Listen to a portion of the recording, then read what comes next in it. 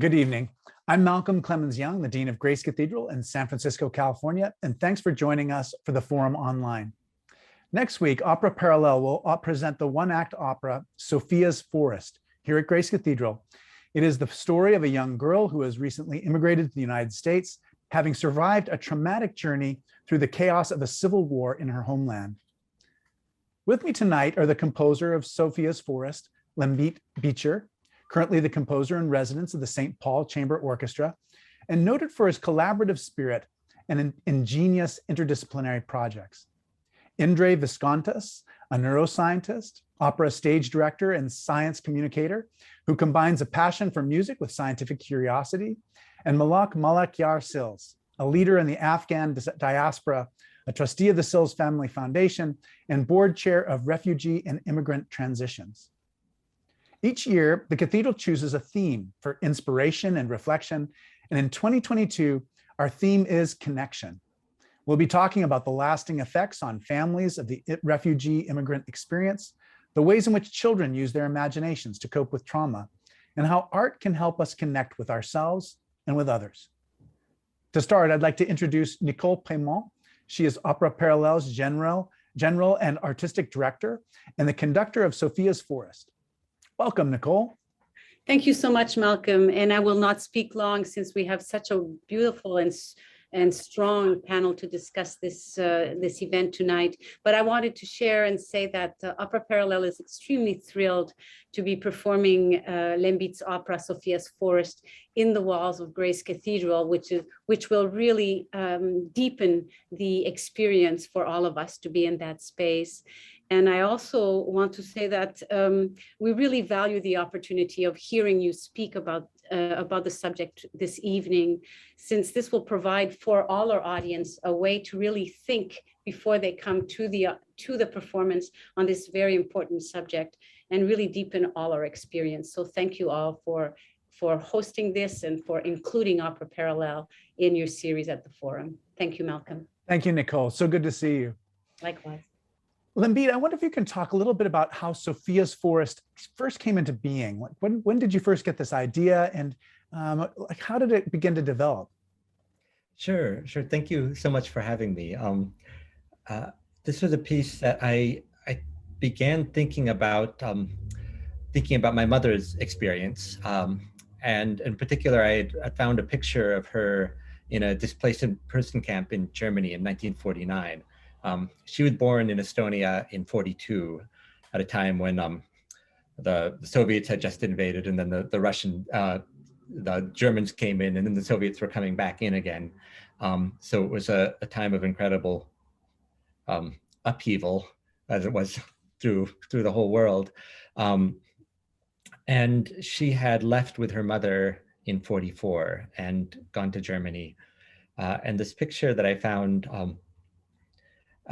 was of her and I think 6 of her friends, each holding their teddy bears.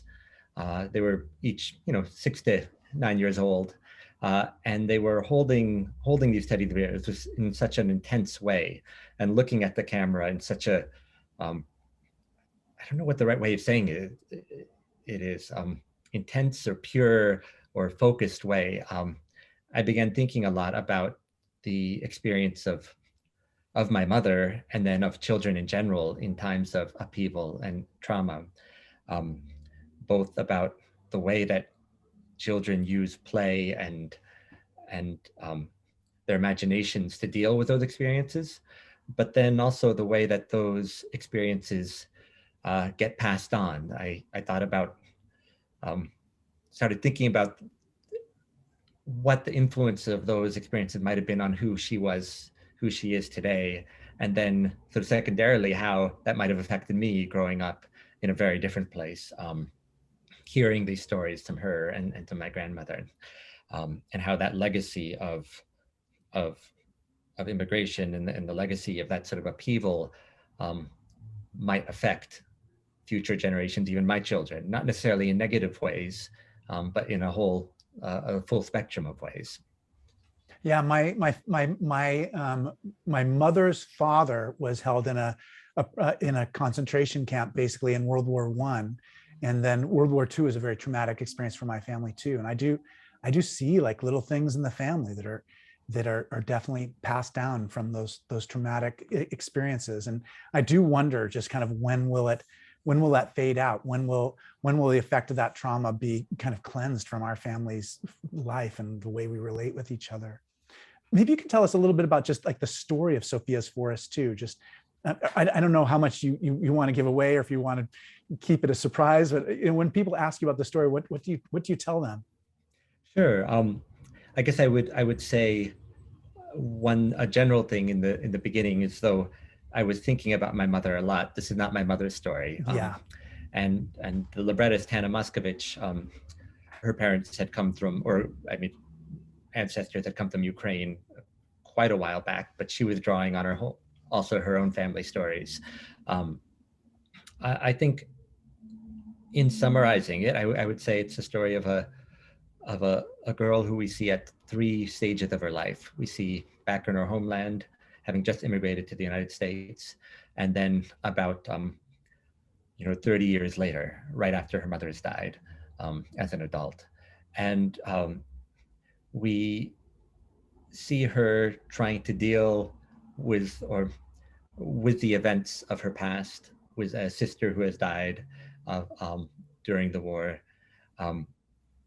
And we see her in particular trying to use her imagination to deal with these events. She had been given a music box by her father before he left, and she speaks to it, and it sort of becomes an imaginary friend or something that consoles her. In the opera on stage, the sort of music box is represented both by music box, but then by this sort of sound sculpture of 9 different large instruments that I had built, and get in through this, we sort of get into the world of her mind. And as the opera unfolds, we see her at these 3 stages of her life, and see sort of the end result of her childhood experiences, and I think achieve a type of catharsis, if not, or a type of greater understanding that she achieves by the end. Is there any response from your family about it yet? Or, I mean, they how much will they know about this? And, what do you think their response is going to be? So they actually, my mother and father saw the initial sort of workshop production that we did now it's 4 or 5 years ago. I think they liked seeing it because it was work that I had made, Yes, as parents do. I don't think my mom thinks of it as being something that's directly related to her story. Yeah. And I haven't, at some point I should speak to her more directly about that. But I think, and I'd be curious to know how much of herself she sees in the main character, in Sophia. Yeah, in a way, it's your imagination kind of presenting back kind of what you think you've received in its own way, Yeah, it's definitely an act of, or an attempt at empathy and understanding on my part, but it does not come to personal experience. And I think, yeah, it's such an interesting question, because there is that element when we write or talk about things everything we do is, no matter how many little fictional disclaimers, the people in this film have nothing to do with real actual people. Everything we do is just so deeply influenced by the people around us. Yes. And it is for me, preaching every week about real people, I do feel like I have to talk to them ahead of time, before I bring them up in the sermon, even if they're going to be disguised by a pseudonym or what have you. I would love if you could talk a little bit about just like what it takes to make an instrument. This last weekend, I was at another place, and I thought I'd really like to invent a game that fits this physical space, the park that was outside my window. I'd love to invent a game that could only work in that little spot. But talk a little bit about just making musical instruments, and what's your experience been like doing that through your life? Sure. I think I've always liked building things, and often sort of the instinct to build things and the instinct to make music haven't always been aligned. But I was fortunate in this project that they really came together. I think one thing that was important to me from the beginning was to try to find a way of expressing not just visually but also sonically what Sophia's interior world might be, and to try to, even if it's a fantastical vision of what her world might be, to try to put us, the audience, into that, rather than simply seeing her from the outside. And I think the other thing I would say that I wanted this world to have some magic to it. And it's, there are many dark aspects to her story, but I didn't want this to be purely a dark story. And I didn't want the music to be purely somber or aggressive, to have some sort of element of fantasy and this a positive side of imagination. So that was sort of my starting point for creating the instruments.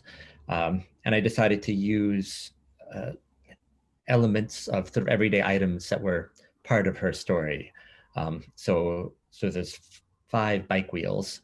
She has these very intense memories of riding a bike with her sister, Emma. And then there's these 4 towers that have wine glasses on them. Her, once they come to the United States, her mother is often drinks wine out of these sort of extravagant glasses and taps them sort of angrily at Sophia throughout the opera. And they both sort of are drawn to Sophia's memories of her mother, but also the sound that they create has this purity that sort of resembles the sound of the voice of her sister, Emma. So I was trying to find as many ways as possible to link both the visual aspects of the instruments and the sounds to things that might have existed in her mind. I think the one other, maybe the thing that I love and sometimes get frustrated about with the instruments is that there's this, because they're using these everyday objects, there's an element of instability in the way that they create sound. They're not finely tuned, instruments with 400-year histories, and we have them electronically controlled, so I can generate sound across the whole stage. And they have all these 3D printed parts, and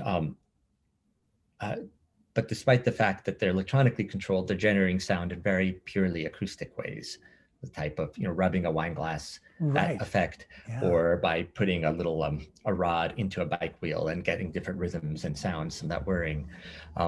So when I hit a button to start a sound, I know about what will happen, but not totally. And part of the joy and challenge of writing for it for me was to try to figure out ways of making that okay in the piece. And for me, it felt like the way that our minds work. I think particularly our minds as children, but I think all of our minds is that there's all this information there, but when you try to access one part of it or one memory, sometimes all of it will come out, or a lot of it will come out, but sometimes only one piece of it will come out. Or sometimes something surprising will happen that you didn't quite expect when your mind is firing on all cylinders. So the instruments act a little bit in that way. Yeah, I've listened to a little bit of music on, from what I have available to do my research in order to meet with you tonight. But I wonder if you can talk about just, because everything that we ever hear, it's both unique and original, and then it's also like connected, related. It's in a kind of family tree of other human sounds and I wonder if you can talk a little bit about just like those artistic influences, just like where those sounds come from, why that feeling or that sensibility, why you chose that out of all the different experiences that you've had up to this point. Are you thinking of specific musical influences or musical sounds? Influences? But like you talked about just kind of almost like an inventor's sensibility, but there may be other ways in which you're influenced, not just by particular composers, for instance, or particular musical forms. Yeah, I think the short and unfortunate answer to that is I'm not certain. Because I think there are certain things that I've always been drawn to. I've been, drawn to Estonian music. That's sort of, where my mother's from, and both contemporary Estonian music and older music. And I really grew up with classical music. My dad sort of outside chopping wood, listening to opera. But I think it's hard to know exactly what. It's hard to say one-to-one, oh, I can understand how this has influenced me today. I think as artists, we are constantly making all sorts of little choices about what we like and don't like. And it's the end result of that will end up ultimately becoming our own style. Right, right. I think one maybe slightly more specific thing is that a lot of the music in the piece sort of comes from the attempt to combine the world of the sound sculptures with the world of more traditional instruments with a string quartet. And it's sort of the attempt to solve that problem of how to make these sounds match together. There's also a third element in the piece is the music box that I mentioned before. And it's a very important role in the piece. And for the opera, I composed a little melody for the music box and bought a music box that was supposed to play Strauss, but I then sent it away to a music box maker in Vermont who sort of adjusted it to play my own melody. So the intersection of those three, the instruments, the traditional instruments, the created instruments, and then the music box is sort of where the sound world of the piece. I love that you made your own music box. That's wonderful. I mean, I just there's so much creativity here, and I get the sense too that just to connect those things, you have to almost build the scaffolding between them, or the bridge that connects them. So I preached on Sunday at St. John the Divine Cathedral in New York City, and it was only like about 2 hours afterwards, I'm like, you know what? That was a lot like the preacher Friedrich Buechner, who's just a preacher in the 60s who I really admired. And I just didn't even realize it. I wasn't thinking about it as I wrote the sermon. I wasn't thinking about it as I delivered it. But about 2 hours afterwards, I'm like, oh yeah, that's a little bit like what he did. When you look at this work, are you yet to the point where you can say, oh yeah, this reminds me a little bit of something else? Probably if I thought about it for a moment, I'd have an answer, but if you'd asked me right after the sermon, I was like, I don't know what it sounded like. It was just it. But it was like 2 hours later, it just kind of clicked for me. So maybe it's in the process of clicking for you too. Yeah, maybe. Yeah, I'll check in with me again in 10 minutes. All right. Well, you have to promise us that when that light bulb comes on, no matter what's happening, you will interrupt us and tell us what came through. Sounds good. The last question I had, just especially for you, is just maybe you could describe your creative process a little bit for how things like this come into the world for you. Like, do you sit down with a piano, with a pencil and paper? Do you go for a walk? Like, what's the beginning of this process that ultimately creates something like Sophia's Forest? I guess the beginning is imagining and making time to imagine with intent to I think to be away from instruments and just try to hear what I can hear in my mind and start thinking about anything, plot, emotion, character, anything that really grabs me. It could be any one of these things. But then the real element is collaboration. Yeah. So it's I find when I'm working with people, I always want people to tell me what they feel most strongly about, and that's the way I begin. And it's sometimes I've worked with this librettist Hannah Moscovich a number of times, and I'll sort of laugh because I often give her these very strange little collections of bits. I knew for this project that I thought, okay, I want some sort of tree or that makes sound. And there's something about coming to America, a girl using her imagination. And she'd looking back on things, and that's about all that I gave her. And then it's this process of working with her, working with engineer collaborators, and then working later with the piano and trying to figuring out some more music. That wonderful process of bouncing ideas around that creates a piece. But those first few little points of energy that you feel really excited about feel really important to me, but then they'll only take you a little bit of the way. And then it's a process of trying to bounce those things off other people and other tools. Yeah, I've definitely felt like this is such a team project for sure, but I definitely wanted to hear about the little seed where it began. Indre, thanks so much for joining us today. I'm so grateful that you agreed to be on the program. I've been thinking so much about your work. I mean, and just what the path was that led you to being both a scientist and an opera director. I mean, those two, that in the Venn diagram that includes, both those, the little circle that they both share in common, and the little oval is so small. And maybe you can talk a little bit about just how your path led you to this place. Sure. And I will say there's a big chunk of time where I was an opera singer before I became a director, which was kind of a key time. Lembit, I was just resonating with what you were saying. My mom was born in Lithuania in 1942 and had a very similar experience. So I totally get where you're coming from. And, that's sort of relevant, Malcolm, to your question as well, because I grew up as a child of immigrants in Canada. And there was both a real love and joy of singing. My mom's a choral conductor, and an understanding that you simply can't make a living as an artist, because they came from a place where, my grandfather was a judge in Lithuania, and he spent his time in Canada washing cars or working at a Labatt's brewery. So he wished he had a kind of trade or a skill that, would be transferable anywhere.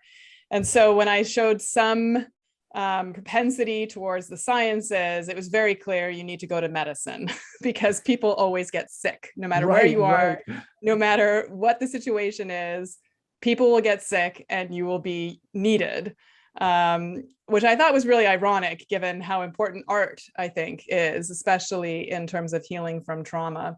But in any case, so I had these two parts of, my education and my passion. I discovered the writings of Oliver Sacks in high school, who's just this amazing neurologist. And I started getting really excited about the brain. And so instead of medicine, I thought, well, maybe I could go into psychology. I could do research about the brain. That was becoming a really, big exploding field.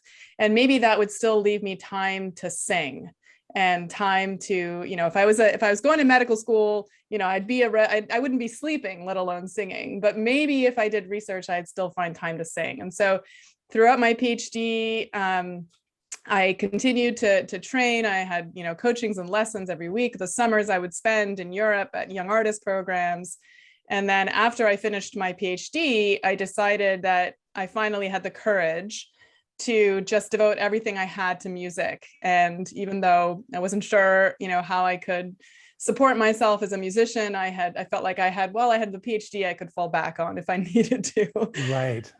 So I enrolled at the San Francisco Conservatory of Music in a voice degree, and actually met Nicole there, and had just a really enlightening experience. I also had the opportunity to work with some living composers, and that really just changed my view of what I wanted to do as a singer. And then I spent, probably a decade gigging as a singer, but also, thinking about other ways in which I could use my neuroscience knowledge. And I started to put the two together slowly, thinking about how, understanding, because my PhD was in learning and memory, understanding how the brain learns and remembers. Well, maybe I could find a way that would make me more effective in the practice room. And so, how could I apply the neuroscience of learning to develop more effective practice strategies? And I started working that way. And then ultimately, I came to directing because I realized that was a place where I could put all of these skills together, because, understanding how the audience will, experience a piece, understanding how to, you get your singers to give their most honest performances, understanding how to help your design team be as creative as possible. I felt like finally I could put everything, all my passion of opera, into one skill set. So that was the journey. Oh, I love it. I love it. I wonder how opera helps you be a better scientist. And you've talked a little bit about how being a scientist can help you be a better director. Yeah, so I mean, I actually think that a lot of the really interesting questions to me in terms of science come from artists. I like to say that artists and scientists ultimately have the same goal. We want to understand the human experience. We just use different methods. So scientists, use an objective approach to see what's universal, what general principles we can extract from everyone. But artists use their individual experiences to illuminate also what's universal. And so a lot of times when I get stuck, in the lab, or when I'm thinking about like, what is it scientifically that I either want to communicate to people? How do I explain to people this one, fact about the brain? Or, what should I do next in the lab in terms of, studying, because I study creativity in the lab. It's always, well, let's look at what an artist did, or let's take a personal story, and how do I actually, delve into some deep experience that a person has had or has explained, and use that as the muse, or the way of really making sure that the questions I'm asking are the big questions and not just incremental knowledge gains, which are important too, but which just aren't my forte as a scientist. Yeah, I think I was just talking to someone who's doing a PhD in theology 2 nights ago. He's at Fordham University and doing something on Black studies, queer studies, and theology altogether. And we were just talking about just how unpredictable, like what direction scientific and theological and philosophical advances are going to take. But from my perspective, I mean, just the invention of these machines that can do brain scans in ways that we could only dream of in like 1982.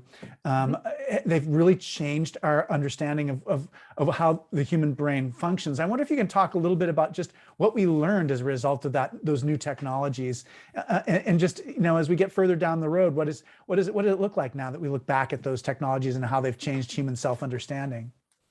I think one of the biggest things that we've learned is that if you don't understand the behavior, or why it's meaningful that the person is doing the thing they're doing, it doesn't matter what's going on in the brain. There was like also this huge false promise of neuroimaging.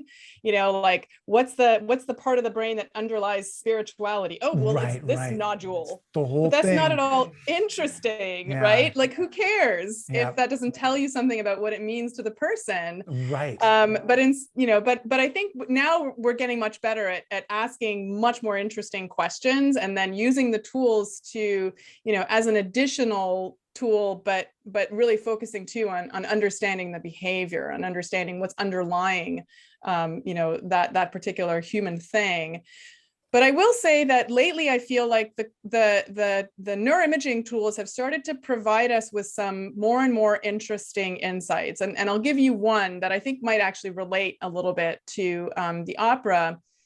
We've learned that, when you put somebody in a neuroimaging scanner, usually you ask them to do something like, can you think about some childhood memory? Right. And you look at what's happening in the brain when they're doing that versus some other condition, like, just rest and close your eyes, or, think about what might have happened to somebody else, could be a good control. And then we compare, and then we can say, aha, well, this network in the brain is involved in remembering what it's like, to be a child. But what we learned is that when we were asking the people just to do nothing, turns out they're really active and they're really active in really interesting ways. We tend to ruminate about ourselves. We tend to, think about our past, or, imagine our future, or worry about something that's bothered us, a conversation we had with somebody that didn't go as well as we wanted to, et cetera. And so there's this network of brain regions called the default mode network that is slightly different in different people, but that also changes with different experiences. And And then there are ways in which trauma can interact with these several networks of our brains that coordinate activity between regions. And so one example is that when you go through a traumatic experience or something that's highly stressful, the parts of your brain that really are involved in your fight or flight response that, generate anxiety, that are important, because when something bad happens, you want to make sure you're not in the situation again. So you want to remember the context of that situation. And you don't want to remember sort of, the sort of philosophical details that, you don't have time to consider if you find yourself in that situation again, right? So we tend to see more of these parts of the brain that kind of are from emotional networks that kind of hijack our more rational, deliberate thinking system. And so it becomes harder to do the things that, we need to do in a modern world to be successful, to, strategize and make plans and set goals and meet those goals, et cetera. And instead it becomes this kind of, you just have this like stress response that then you're dealing with all the time. And it really changes this sort of the way that your brain just functions. And so, we could talk forever about this, but, we're learning more and more about the effects of trauma, how individualized they are, how different people, react to trauma in different ways, and how, trauma has different effects in different times of life, but it also has a kind of cumulative and additive effect. And everyone who's gone through the pandemic probably realizes this. At the very beginning, you get overwhelmed by the highly stressful event and you just can't even think straight. I mean, we all kind of, when we went into lockdown, I think just really had this, we just couldn't function. And then you develop a resilience and you develop this kind of, response. And actually, you're sometimes you're even more energized. You're able to do things that you wouldn't have otherwise, especially if you're like in a adrenaline rush. Think about people in the war who did all kinds of superhuman feats, or people still do, Afghani refugees, are still going through these superhuman things that they're doing. And then as the pandemic wears on, we get exhausted and our resilience goes down again. And now any tiny little thing can be overwhelming. All of a sudden it becomes, you get to the state of exhaustion. And of course, that is going to have a signature ultimately, in terms of how your brain works. Oh, so interesting. We had Robert Sapolsky as one of our forum guests, and the number of times that YouTube video gets viewed every day, it astonishes me. I think we as human beings, we want to understand ourselves better. And some of what he talked about was just kind of almost the sociological effects of those traumas. So talking about just how race or socioeconomic status, like what we can learn about those from kind of a neuroscience perspective, but a very, very interesting project. You talked a little bit about just how being a neuroscientist has helped you in terms of just like practice and performance, working with artists in terms of helping them to be more effective in their preparation for the performances. I wonder if you can talk a little bit about like the audiences, like when you go into a production, what are you learning from your scientific background that's helping to kind of influence the experience that your audience is having of the production?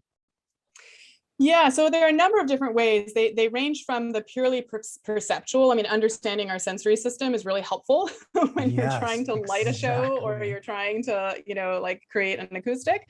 But also just in terms of the very human desire to learn something new and to find meaning in it. So, if what you're trying to do on stage is not reading for the audience because you haven't signposted it enough, or you haven't left enough breadcrumbs that the audience can't follow the meaning that you're trying to imbue, it's not going to be successful.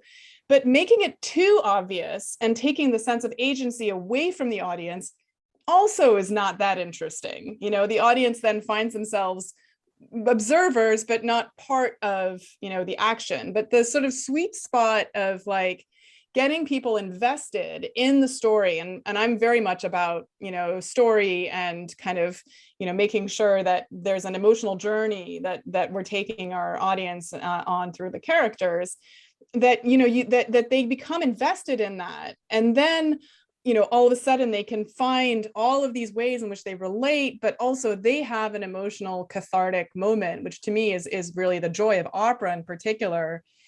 One of the reasons why music is such an effective tool to help us work through trauma is because it allows us to have very deep emotions in a safe space. Yeah. We know as the audience that we can get up and leave. This is not our reality. And yet we need to process these feelings, probably either because we have our own traumas or because we want to empathize. I think there is a deep human-seated desire to empathize with others, to connect with others, to feel compassion. And so the theater gives you that space, and the audience has come to you, right? They have chosen to come and go on this emotional journey. And so it's a real gift. So that's kind of how I feel like I try as a director, and I'm not always successful, but I try very hard to sort of use my understanding of both this human desire to find emotional meaning and to connect with what's going on stage and relate that to yourself, but also maintain a sense of being a participant in the process, rather than, an observer that doesn't matter. I love what you just said. It's just totally, is it going to help me be a better preacher? You're so right. People want to learn. They want to be improved. They want to be, they want to have an experience of meaning. And you're right. You can't just give it to them all just like completely baked together. They need to feel like they're participating in this project and not, just taking everything in a non-dialogical kind of way. Mm-hmm. Those are really cool things. Those are great insights from somebody who has, those two backgrounds. Thank you very much, Indre. That was really helpful. It was my pleasure. Malaak, thank you so much for being on the program tonight. It's such a pleasure to have you tonight, and we're very grateful that you came to talk about this. I wonder if you can talk a little bit about just your own personal experience and just your connection to kind of the themes we've been talking about with regard to the opera. Thank you so much for having me. My experience is very much aligned with your families, except that I was the one who escaped from Afghanistan. It was 1979, and at the age of 6, my family and I had a horrific escape out of the country into Pakistan. The first time that we tried to escape, we were captured and sent back home. And so we did it twice. So we did it a second time. And, as a child, you find different ways of coping. And my way was just to bury everything very deep inside and not even connect at all with my story. I remember in 6th grade writing my story because my teacher asked me to, and it was just like I was writing someone else's story.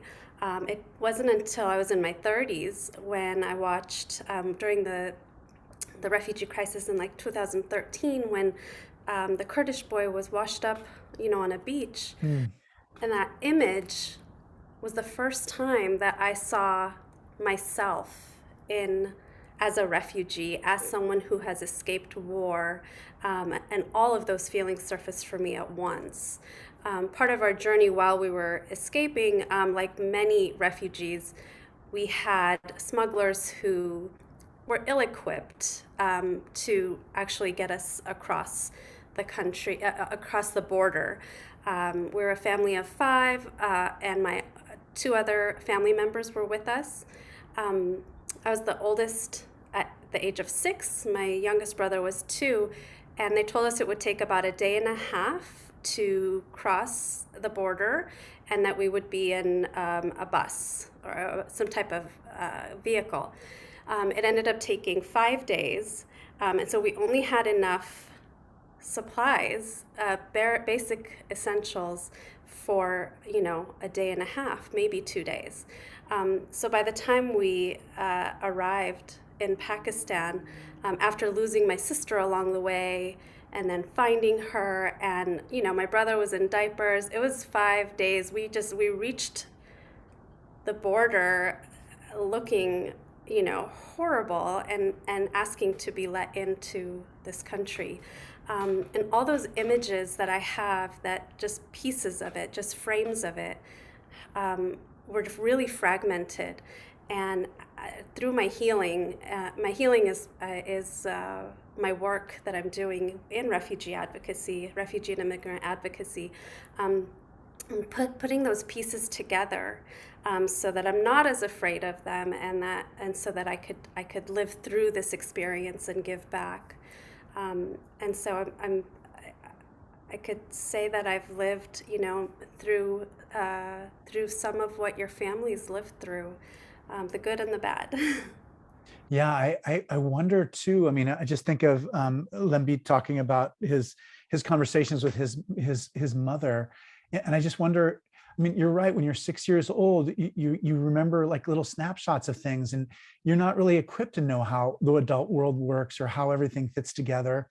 And I wonder just what your experience has been like, just talking to your other family members about this, especially your parents. Like, how have they helped you to understand what happened, and to try to heal from it? Have they been able to be helpful, or are they just too wounded by this experience to be able to be helpful in guiding you?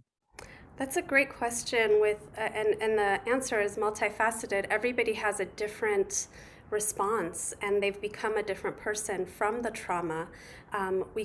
Every time we sit and tell stories, there's a new thing unfolds, and I'm like, why didn't you tell me that, you know, all these years? And it's, you know, a memory that they may have blocked, but feel comfortable with bringing out.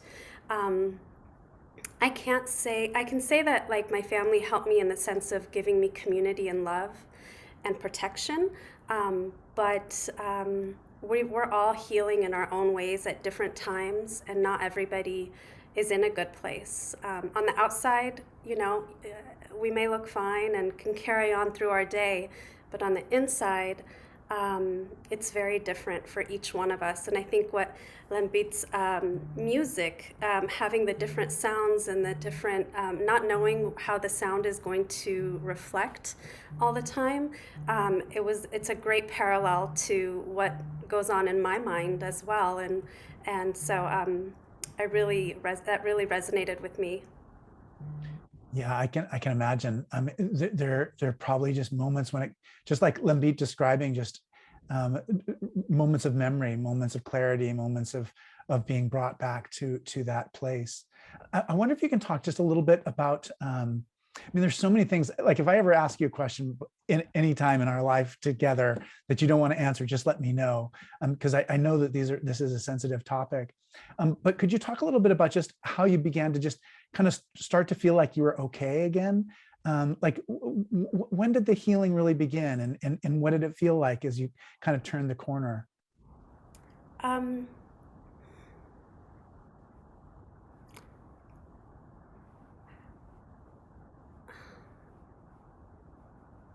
It's hard to pinpoint when the healing began.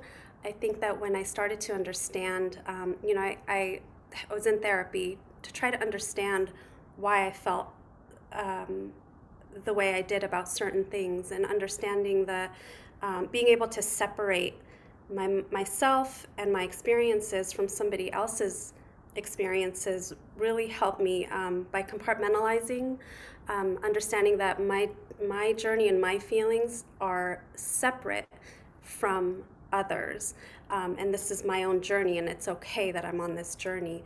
I think that was the first step in you know, looking forward and not being stuck where I was. I still, you know, it's very easy, even though I feel like I've accomplished so much healing, it's very easy to go backwards when, you know, in my work, I'm working with, you know, refugees, with families who are separated, dealing with, you know, the legal aspects of what's happening, and it's easy to get pulled back into that, and, you know, we call it secondary trauma in my field, and so it's a recurring thing. I think that even had I not been chosen this path, for my career and work, I would still connect with, just as Dr. Viskontas mentioned, when you go in to listen to music and you're in this arena, you're choosing to put yourself through there and empathize. And so I by choice am going in and getting, traumatized by the experience again. I don't know that we ever completely heal. It's a journey for sure. Yeah. I wonder if you can, the last 6 months must have been just horrendous. In terms of bringing back those childhood experiences, but I wonder if you can just help us. There may be things just about what's been happening in Afghanistan over the last 6 months that Americans just don't understand. You are going to understand, like when you see a news broadcast or read an article in the newspaper, you're going to bring to it so much more than an ordinary American. Can you talk a little bit about just what it is that Americans may have a hard time understanding, or that may not be so obvious just from reading the newspapers? Yes. The U.S. went to Afghanistan because of 9/11. And it was, the promise was to clear an act of terrorism that happened in the U.S. Bin Laden was not Afghan. None of the terrorists who attacked our country were Afghan. And there was a promise made that, we're going to fight, on your land, and we're going to bring democracy with us. And we're going to do this together. The way that we left the country was very careless, in my opinion, in many people's opinion, because these 20 years of building these allegiances and alliances with the Afghans living there, you can see it in the way that the veterans are reacting. They feel destroyed that this is happening, that we chose to leave the way that we left, to leave thousands behind who are on, Taliban target lists and are being hunted daily because of the biometrics information that was left there. The Afghans that did leave, some came just by themselves without their families, with the promise that, your family will come too. All the assets are frozen still in the central bank of Afghanistan, so they came with nothing.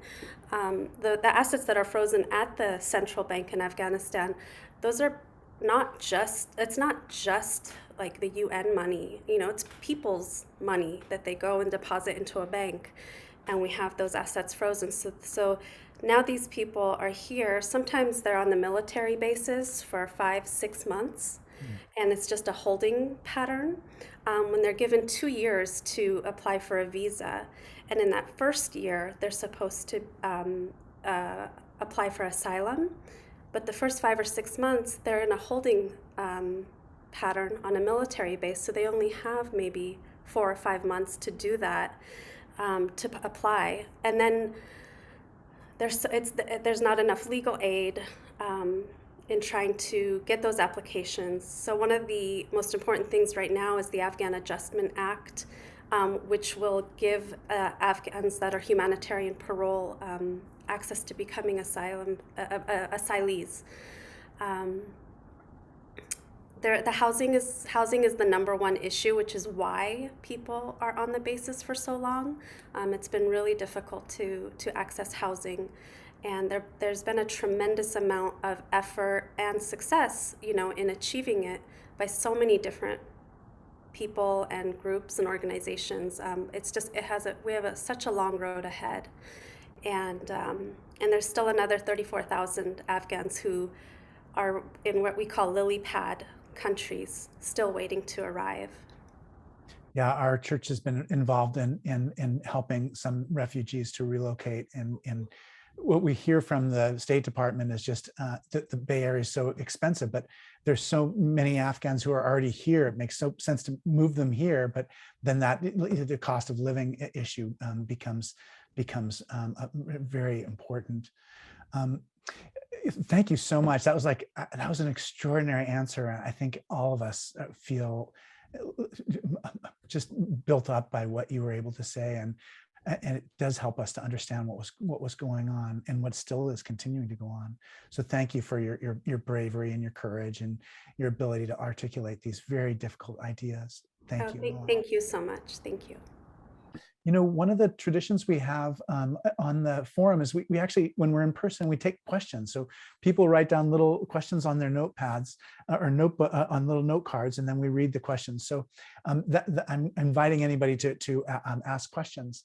But I was wondering if you had any questions for each other, as you each have worked on different aspects of this project of art and culture and science and just children and refugees. And I mean, here we are, all are four of us.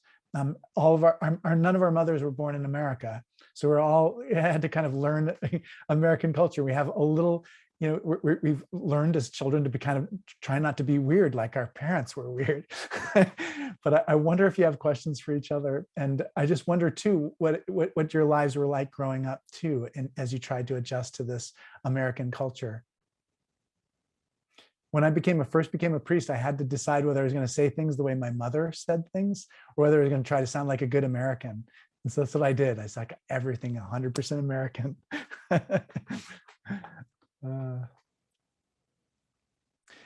Lembit, is there any parts of the performance that's coming up that you're nervous about? Like, or do you feel like things are equally coming together? Like, are you worried about, you know, how the music's going to be, or whether people are going to be able to learn their lines, or whether the sound is going to work in the cathedral, or what are you thinking of just as you get closer to the day that we actually perform this work? I guess I'm thinking, I'm really looking forward to being in Grace Cathedral, in that space, partly because it's a little bit of an unknown. I mean, it's interesting that a cathedral brings with it so many, I think for people individually, it brings so many connotations that's hard to predict. Yes. But it's without a doubt a powerful and imposing space. So the way that I'll tell you a little, this is a little anecdote that you may find helpful or not, but we were, you know, we have Litquake in San Francisco. And so we always have poetry readings in the cathedral. And a woman came up to me and she said, "Is there anything I can't say?" You know, like 4-letter words and things, like talk about things. And my first response is, no, you know, this is a free space. It should be open to everybody. But there is a way in which the building kind of fights against you if it's going to be something that's going to, do you know what I mean? There's certain topics and certain ideas where you just don't feel like the building is like amplifying it. And there's ways in which there's certain things where it just totally amplifies. One of the poets was talking about like oral sex in Grace Cathedral. And I know that like if we're in a small club, it would have a totally different feeling. But in Grace Cathedral, there's a way in which she was being undermined by just like the architecture of the setting that she was in. I think it's exactly the same with music. And it's partly an acoustic issue, of course, of the way that affects the way you hear music. But there's also just, I guess, an aesthetic issue. And I find if I'm an art museum, I want to hear and I want to write very different sort of music. I think one thing, I think this applies to storytelling as well. And I think one thing I'm really looking forward to is the way that this type of story that's intimate, but in many ways universal, will feel in a space where you don't quite expect to see that sort of story. Yeah, definitely. And you know, I was gonna jump in and say that you're exactly right that the context changes everything, not just the acoustic, but just also what the expectations are of the audience and how, just how their minds work. We're as neuroscientists and especially during the pandemic, just as a society, we become so enamored with this idea that our minds are just, encased inside our heads, and they can, they're just like boxes on a screen. That's all we need. We can do everything we need to do on this little box. But the truth is that your mind functions very differently in different settings. There are times where, you just can't even think of a word that you've said 1 million times in a particular context because of the context, or you take a walk out in nature and all of a sudden creativity flows when it didn't, when that same brain was encased in that same skull, in that room that you've spent 2 years. So, I mean, it doesn't surprise me. I would think there are very specific ways in which Grace Cathedral,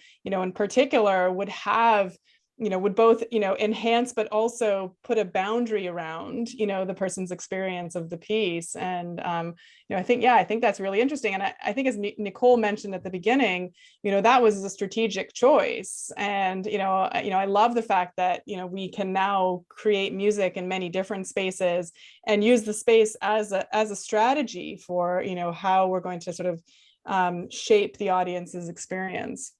So Malaak was so articulate and so beautiful in her story, which it just made me feel so connected to all four of you at once. And Indre, I wonder if you can talk about any artistic projects you've had that kind of that had that healing element in it for the audience. You may not have had anything like that, but I wonder if there's a similar project that you had which had that hope for healing kind of embedded in it. Yeah, so the very first opera I directed on my own was Michael Nyman's The Man Who Mistook His Wife for a Hat, which was based on the Oliver Sacks book. tale, right? And it was a real, it was a really personal story for me, in part because it really talks about an individual who has a specific form of Alzheimer's disease, and essentially starts to misrecognize objects, which is often an unknown presentation of Alzheimer's disease. And there are a number of reasons why this was important to me. But one was that, my grandmother died of Alzheimer's disease. And also, I had a chance to work with Oliver on a case.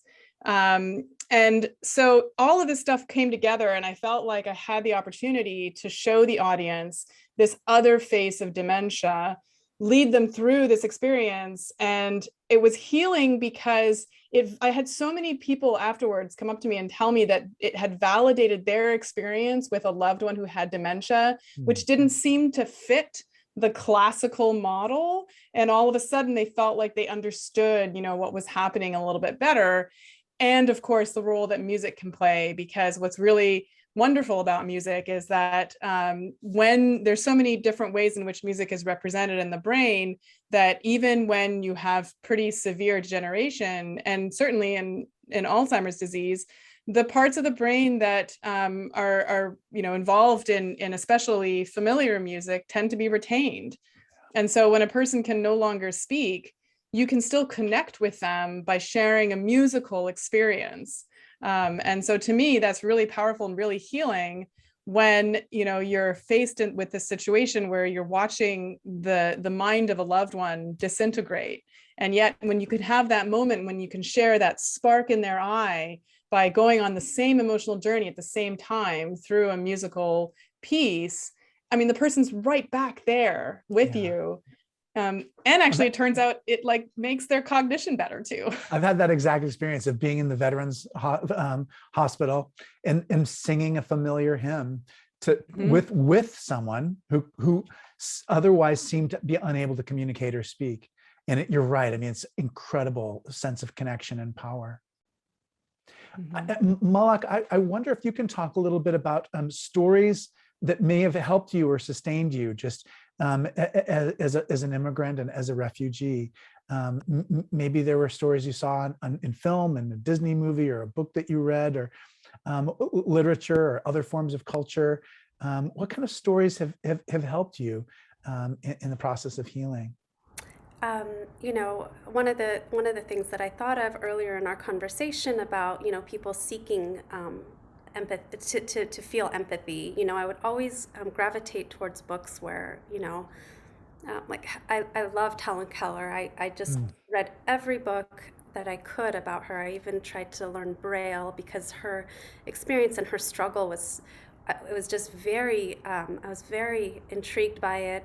Anne Frank was another one, although I never connected myself to her story at the ages neither of them at the ages that I was reading about them.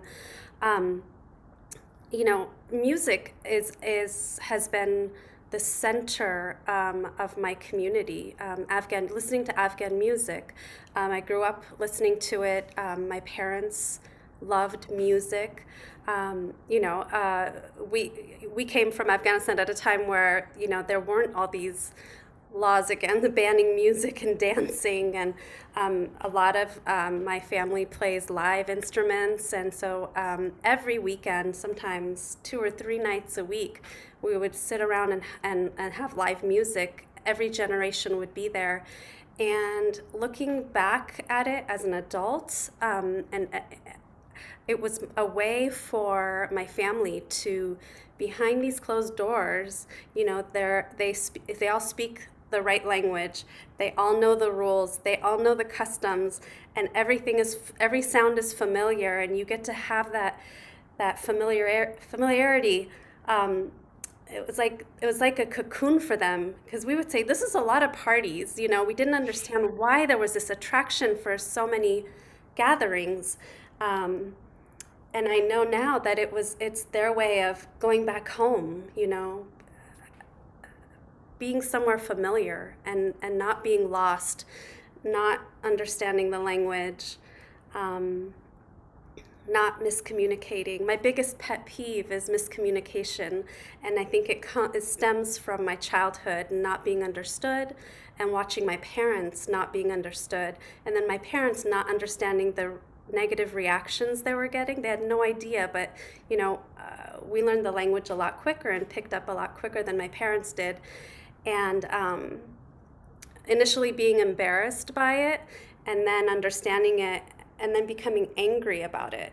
And I think that anger is what fuels me to make a difference, to when I see anyone who is lost or confused or just different, I make it a point. And somebody in the Q&A asked, what can we do to make people feel more welcome? And I would say to just approach them and just give a smile. It's universal, right? Just to include them in your day and ask them how they're doing. When we come to this country, we're considered aliens.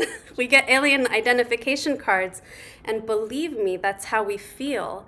And that's also how we feel that we are looked at, as this alien. And so if you could make us feel less like an alien and more like everyone else, that would be the best thing. The three of you have such beautiful souls. I'm so grateful for your generosity of spirit and sharing yourselves tonight in such a deep way. So thank you very much for being our guests. And I'm looking forward very much to Sophia's feast next week.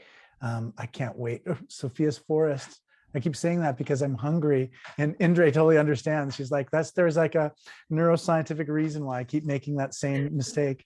But yeah, Sophia's Forest next week at Grace Cathedral. I hope to see all of you in person, not just on an electronic medium. But thank you so much for being part of our conversation tonight. Thank you so much. Thank you. Thank you. Thank you all so much. Please join me on Sunday, February 20th. It's going to be our first in-person forum since March of 2020. My guest will be John Philip Newell, and we'll be talking about his latest book, Sacred Earth, Sacred Soul, and how his earth-based spirituality can help us rediscover our connection with God, with each other, and with the earth. We rely on your support for the forum. Gifts of any size make a difference. You can give on gracecathedral.org or by texting THINK, THINK, to 76278. And thanks again to Lembit, Indre, Malaak, and you for joining us tonight. Good night and stay well, everybody.